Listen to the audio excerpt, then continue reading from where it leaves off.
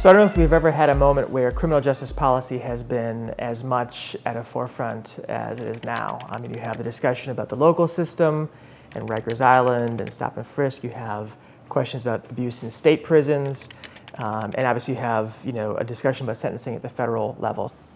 The story about the DOJ releasing the 6,000 prisoners, or I guess it's supposed to happen soon. That's interesting.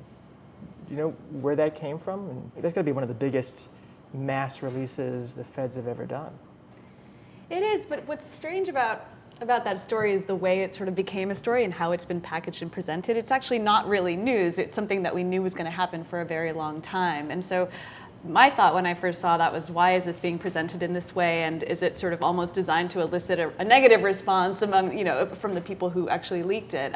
Because obviously you're going to see sort of I've expected to see the predictable sort of fear-mongering about prisoners being released. In reality, we actually release tens of thousands of similarly situated federal prisoners every year. But this is, like you say, like the biggest in one fell swoop, I guess, that we've seen. I don't know what your thoughts were, but...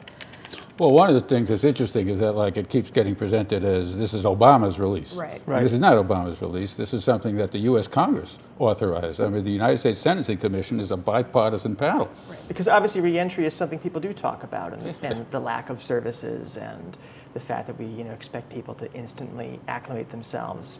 But that's not a worry you have about this group? No. One thing that I've been following is in California, I mean, dating back years now, the state of California was ordered by the U.S. Supreme Court years back to release, a significant number of prisoners because their facilities were so overcrowded that it was, creating an unconstitutional crisis when it came to providing health care, and so they were mandated to release a whole lot of prisoners, basically. But when you actually look at the population of prisoners who have been released in California for crimes that aren't just nonviolent drug crimes necessarily, you don't see blood running in the streets. You don't see this incredible uptick in crime, which is what was being predicted. And so I think that a lot of that is just crass fear-mongering, rhetoric on the part of political actors.